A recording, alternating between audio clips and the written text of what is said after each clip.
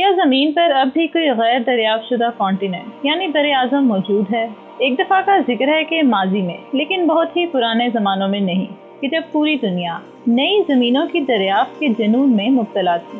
ہر جزیرہ، چاہے سب سے چھوٹا یا بیکار، ایک سنسنی خیز چیز تھا اور اپنے ڈھونڈنے والے کے لیے ہمیشہ کی شہرت کی وجہ تھا۔ لیکن یہ سب کچھ عرصہ پہلے تھا۔ اب دنیا کے ہر نقطے کو خلا سے دیکھا جا سکتا ہے، اور ایسا لگتا ہے کہ ہماری تمام زمینی پہیلیاں اور اسرار غائب ہو گئے ہیں، جو دوبارہ کبھی واپس نہیں آئیں گے۔ اور یہ کہ دنیا میں کوئی جگہ ایسی نہیں ہے جس کا انسان نے مطالعہ نہ کیا ہو۔ یہ پختہ یقین ہے کہ زمین پانی کی ایک بھاری مقدار سے ڈھکی ہوئی ہے، جو ہمارے 7 کانٹیننٹس یعنی 7 بر اعظموں کو الگ کرتی ہے۔ لیکن دوستوں، ہو سکتا ہے کہ انسانوں نے سب کچھ دریافت کر لیا ہو اور کمرے میں موجود ہاتھی کو نہ دیکھ پائے ہوں۔ حال ہی میں سائنسدانوں نے دریافت کیا ہے کہ دراصل زمین پر 8 کانٹیننٹس موجود ہیں۔ زیلینڈیا میں خوش آمدید، یا اس کا نام تسمانیہ بھی ہے۔ یہ بر اعظم 1820 سے لے کر اب تک کے ہمارے انٹارکٹیکا کے سفر کی سب سے شاندار دریافت ہے۔ تو چلیں پہلے تھیوریٹیکلی یعنی نظریاتی طور پر اسے دیکھتے ہیں۔ تو دوستوں، جب بہت بڑی زمینی دریافتوں کو کسی کیٹیگری میں ڈالنے کی باری آتی ہے تو سائنسدان پریشانی اٹھاتے ہیں۔ آپ میں سے بہت سے لوگوں کو معلوم ہوگا کہ پلانٹ پلوٹو کو پلانٹ کے عنوان سے محروم کر دیا گیا تھا، اور یہی حال بر اعظموں کے ساتھ بھی ہے کہ اب تک کوئی مکمل ڈیفینیشن موجود نہیں ہے جو کہ ڈیفائن کر سکے کہ بر اعظم یعنی کانٹیننٹ کیا ہیں۔ ویکیپیڈیا کے مطابق کانٹیننٹ زمین کا وہ بڑا حصہ ہوتا ہے جو سمندر سے ڈھکا ہوا نہ ہو۔ لیکن یہاں بڑے سے کیا مراد ہے اور کن زمینی ٹکڑوں کو بڑے کہا جا سکتا ہے، اس بات پر ابھی بحث جاری ہے۔ مزید یہ کہ جب لوگ لفظ کانٹیننٹ بولتے ہیں تو ان کا مطلب عام طور پر زمین کی سطح کا وہ حصہ ہوتا ہے جو خشک ہو اور جو سطح سمندر سے اوپر اٹھا ہوا ہو۔ لیکن آج کے دور میں جب تمام کانٹیننٹس کا مکمل طور پر مطالعہ کر لیا گیا ہے اور اس بات کا کوئی امکان بھی نہیں ہے کہ ان کانٹیننٹس کے حوالے سے کوئی نئی بات سامنے آئے گی، پھر بھی لوگوں کو اس کی ڈیفینیشن سے اختلاف ہے، اور شاید اسی وجہ سے اس نئے کانٹیننٹ کی دریافت بالکل غیر متوقع تھی۔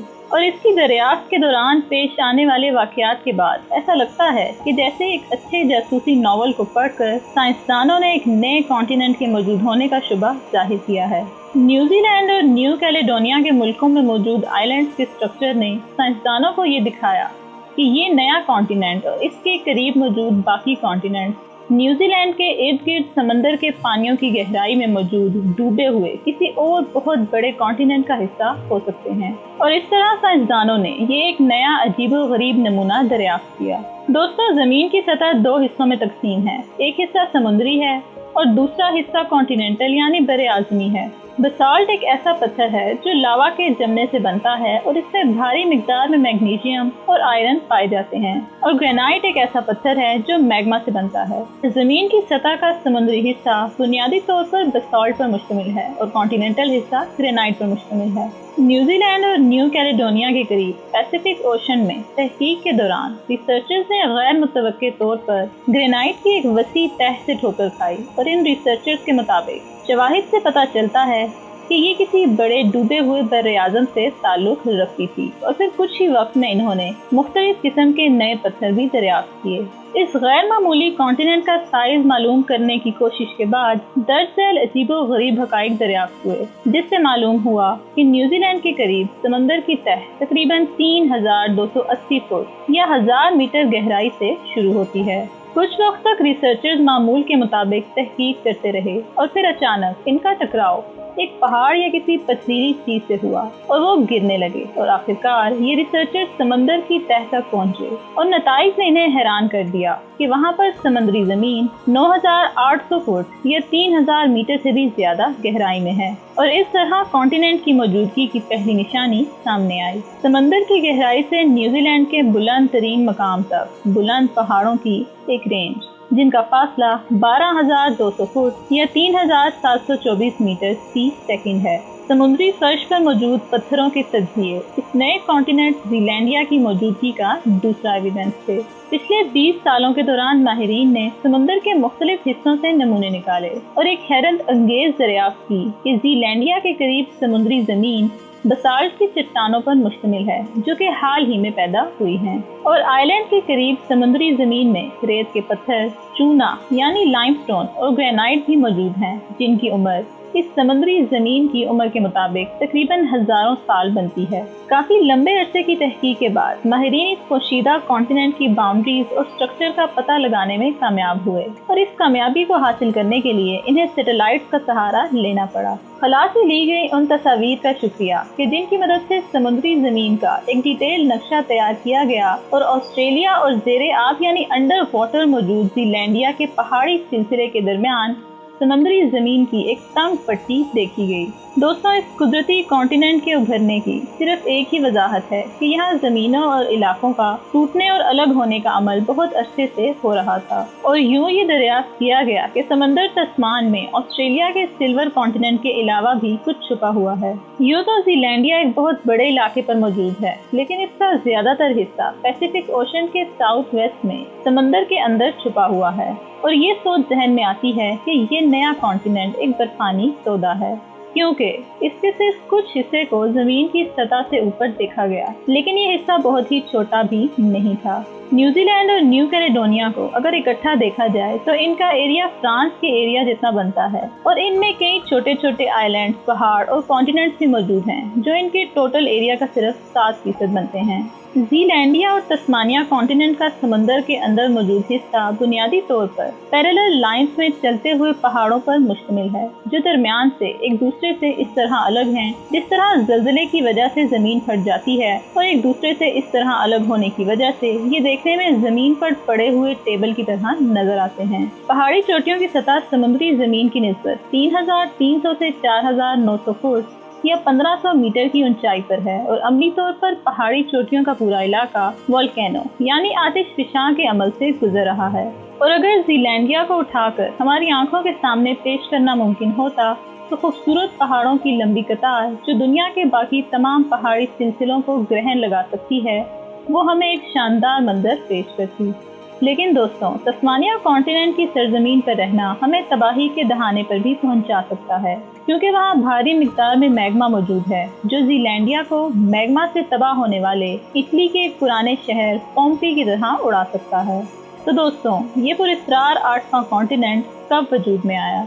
बिल्कुल अपने बड़े बहन भाइयों की तरह आज से 500 मिलियन साल पहले जमीन के साउथ की तरफ एक सुपर कॉन्टिनेंट मौजूद था जिसे गोंडवाना कहा जाता है। इस सुपर कॉन्टिनेंट में Antarctica, India, Africa, south America, Australia और न्यूजीलैंड शामिल थे और वो मेसोजोइक का जमाना था, यानी वो जमाना जब जमीन पर डायनासोर मौजूद थे।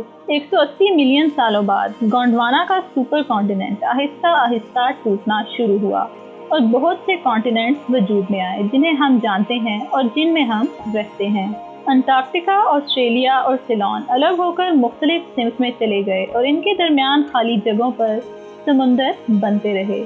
दोस्तों, ज़ीलैंडिया में एक गैर मामूली जगह मौजूद है जिसके टूटने से पहले गोंडवाना की सतह पर काफ़ी तसादुम हुआ और इस तसादुम के नतीजे में तस्मानिया कॉन्टिनेंट के एरिया में काफ़ी इजाफा हुआ, लेकिन दूसरे कॉन्टिनेंट्स के मुकाबले में तस्मानिया कॉन्टिनेंट की ज़मीन कम मोटी है। ज़ीलैंडिया की ज़मीन सेटल होना शुरू हुई जिसके नतीजे में ये ज़मीन में मज़ीद टूटती गई और तहकीकात से ये भी पता चलता है कि कॉन्टिनेंट की ज़मीन एक ज़माने में घने जंगलात से भरी हुई थी, खास तौर पर पाइन्स के दरख्तों से, जिनकी उम्र 201.3 मिलियन साल है।